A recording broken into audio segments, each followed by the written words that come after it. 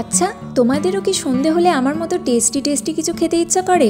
তাহলে ঝটপট যাও রান্নাঘরে আর বাড়িতে থাকা কিছু উপকরণ দিয়ে সহজে তৈরি করে ফেলো এই টেস্টি খাবারটা। কিছুই না, প্রথমে একটা বাটির মধ্যে 2 চামচ চিনি নিয়ে সেটাকে ঈষৎ উষ্ণ গরম জলের মধ্যে ভালোভাবে মিশিয়ে নিয়েছি। এরপর এর মধ্যে দিয়ে দিয়েছি অ্যাক্টিভ ড্রাই ইস্ট।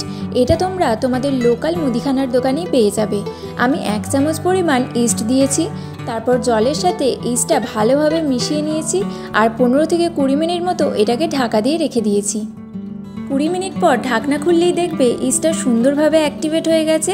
এরপর অন্য একটা পাত্রে পরিমাণ মতো ময়দা আর অল্প একটু লবণ দিয়ে ভালোভাবে মিশিয়ে নিয়েছি। এরপর ওই অ্যাক্টিভেট ইস্টটা দিয়ে ময়দাটা ভালো করে মেখে ফেলতে হবে। অতিরিক্ত জল লাগলে তারও ব্যবহার তোমরা করতে পারো। ময়দাটা একটু নরম করেই মেখে নিতে হবে। তারপর ডোটার চারপাশে সুন্দরভাবে তেল মাখিয়ে আবারও 20 মিনিট মতো আমি ঢাকা দিয়ে এটাকে রেখে দিচ্ছি।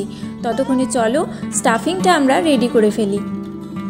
স্টাফিংটা আমি করব সয়াবিন দিয়ে, তাই আগে থেকেই সয়াবিনটা গরম জলের মধ্যে একটু ভাপিয়ে রেখে দিয়েছি। তোমরা চাইলে চিকেন, পনির বা ভেজিটেবলস দিয়েও স্টাফিংটা করতে পারো। একটা মিক্সিং জারের মধ্যে আমি এখানে সয়াবিনগুলো দিয়ে দিচ্ছি আর ভালোভাবে চেপে চেপে জলটা কিন্তু আমি বের করে নিয়েছি সয়াবিন থেকে। এরপর এই সয়াবিনগুলো আমরা পেস্ট করে নেব। খুব একটা বেশি করব না, 1-2 বার ঘোরালেই কিন্তু এটা দেখবে পেস্ট হয়ে গেছে। তোমরা যদি চিকেন বা পনির ইউজ করো তাহলে কিন্তু ওটা কিমা করে নিও, আর বাকি সব পদ্ধতি একই রকম হবে। চলো এবার স্টাফিংটা রেডি করে ফেলি। এর জন্য কড়াইয়ের মধ্যে আমি কিছুটা সাদা তেল নিয়ে নিয়েছি। তেলটা গরম হয়ে এলে এর মধ্যে দিয়ে দিচ্ছি আমি পেঁয়াজ কুচি। আর পেঁয়াজ কুচি দেওয়ার পরেই এর মধ্যে আমি দিয়ে দিয়েছি অল্প একটু লবণ। আর লবণ দেওয়ার মাত্রই কিন্তু পেঁয়াজ থেকে জল ছাড়তে শুরু করবে। এখন একটু ভালোভাবে পেঁয়াজগুলো লাল লাল করে ভেজে নিতে হবে। ততক্ষণে চলো আমরা একটা সস রেডি করে ফেলি। এখানে আমি একটা বাটির মধ্যে নিয়ে নিয়েছি 3 টেবিল চামচ মতো টমেটো কেচাপ, 1 টেবিল চামচ মতো সয়া সস, 1 টেবিল চামচ মতো চিলি সস, আর নিয়ে নিয়েছি 1 টেবিল চামচ মতো ভিনিগার। আর সবগুলোকে একটু জল দিয়ে ভালোভাবে গুলে নিয়েছি। এইদিকে পেঁয়াজটা লাল লাল করে ভাজা হয়ে গেছে। এরপর এর মধ্যে আদা আর রসুন থেতো করে আমি দিয়ে দিয়েছি। তোমরা চাইলে পেস্টও ইউজ করতে পারো। তারপর এর মধ্যে পেস্ট করে রাখা সয়াবিনটা আমি দিয়ে দিচ্ছি। তোমরা যদি চিকেন বা পনির ইউজ করো এই পর্যায়ে কিন্তু তোমরা সেটাকে দিয়ে দেবে। তারপর ভালোভাবে কিছুক্ষণ কড়াইয়ের মধ্যে সয়াবিনটা আমি সব কিছুর সাথে মিশিয়ে রান্না করে নিয়েছি। এরপর 2-3 মিনিট পর দিয়ে দিচ্ছি আমাদের মিশিয়ে রাখা সেই সসটা দিয়ে কিছুক্ষণ নাড়াচাড়া করে রান্না করলেই দেখবে কড়াই থেকে মিশ্রণটা ছেড়ে ছেড়ে আসছে। এই পর্যায়ে বুঝে নেবে যে একদম আমাদের স্টাফিংটা রেডি হয়ে গেছে। এরপর চলো এটাকে আমরা নামিয়ে ফেলি। এখন এই স্টাফিংটাকে নামিয়ে নিয়ে ভালোভাবে একটা বড় পাত্রের মধ্যে স্প্রেড করে আমাদের ঠান্ডা করে নিতে হবে। অন্যদিকে ঢেকে রাখা ময়দাটা দেখো কতটা ফুলে গেছে, একদম ডাবল হয়ে গেছে ফুলে। এখন এটাকে আরও 1-2 বার আমি মেখে নেব। তারপর ময়দার ডোটা থেকে কিছুটা পরিমাণ ময়দা নিয়ে সেটাকে এইভাবে হাতের সাহায্যে গোল করে নিচ্ছি। আর তারপর এটাকে একটা বাটির মতো শেপ দিয়ে নিয়ে মাঝখানে ওই সয়াবিনের স্টাফিংটা ভরে দিচ্ছি।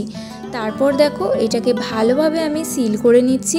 ঠিক যেইভাবে আমি করছি তোমরাও কিন্তু সেভাবে এটাকে ভালো করে সিল করে নেবে। আমি তো এইভাবেই বানিয়েছি, তবে তোমরা চাইলে নিজেদের পছন্দ মতো শেপ এটাতে দিতে পারো। বাকিগুলো আমি একইভাবে বানিয়ে নিয়েছি। এরপর এগুলোকে আবারও আমি ঢাকা দিয়ে রেখে দেবো 15 মিনিট মতো, যাতে এই বানগুলো আরও ফুলে ডাবল হয়ে যায়। তো চলো 15 মিনিট পর আবার তোমাদের দেখাবো বানটা কতটা ফুলে গেছে। 15 মিনিট পর ঢাকাটা খুলে নিয়েছি আর দেখো বানগুলো কিন্তু সত্যি সত্যি ফুলে আরও ডাবল হয়ে গেছে। এরপর পালা আমাদের এগুলোকে বেক করে নেওয়ার। আমি আজকে এই টিনের থালাটার মধ্যে বেক করছি, তবে তোমাদের কাছে যদি বেকিং ট্রে থাকে সেটা তোমরা ইউজ করতে পারো।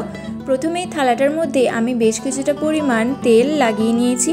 তারপর একটা একটা করে আমাদের তৈরি করা বানগুলো আমি এর মধ্যে দিয়ে দিচ্ছি। দেখো সব বানগুলো আমি সুন্দর করে সাজিয়ে নিয়েছি। অন্যদিকে এটাকে বেক করার জন্য আমি একটা কড়াইয়ের মধ্যে একটা স্ট্যান্ড দিয়ে সেটা ঢাকা দিয়ে 15 থেকে 20 মিনিট মতো একদম হাই ফ্লেমে গরম করে নিয়েছি। এরপর স্ট্যান্ডের ওপরে বানের প্লেটটা রেখে আমি 20 মিনিট মতো এটা মিডিয়াম টু হাই ফ্লেমে ঢাকা দিয়ে হতে দেবো। 20 মিনিট পর ঢাকনা খুললেই দেখতে পাবে আমাদের স্টাফ বানগুলো একদম রেডি হয়ে গেছে। একটু চামচ দিয়ে প্রেস করলেই দেখতে পাবে একদম স্পঞ্জের মতো এটা হয়েছে। দেখতে যতটা সুন্দর লাগছে খেতে কিন্তু তার থেকেও বেশি সুন্দর হয় এটা। চলো তোমাদের বানটা ভালো করে দেখিয়ে দিই। দেখো কতটা স্পঞ্জি হয়েছে এটা, আঙুল দিয়ে টিপলেই কিন্তু একদম আগের জায়গায় আবার ফিরে আসছে। চলো তোমাদের একটা ছিঁড়ে দেখাই ভিতরটা কেমন লাগছে। দেখেছো কতটা স্পঞ্জি হয়েছে, একদম মনে হচ্ছে দোকানের তৈরি পাউরুটির ভেতর স্টাফিং দেওয়া। কেউ দেখে বুঝতেই পারবে না এটা বাড়ির তৈরি। তাহলে অপেক্ষা কিসের, এক্ষুনি রান্নাঘরে যাও আর এই রেসিপিটা ট্রাই করো। আমার আজকের ভিডিওটা যদি তোমাদের ভালো লাগে তাহলে অবশ্যই যাওয়ার আগে একটা লাইক করে দিও। তাহলে চলো ভিডিওটা এখানেই শেষ করছি, দেখা হবে পরবর্তী ভিডিওতে। ততদিনের জন্য টাটা।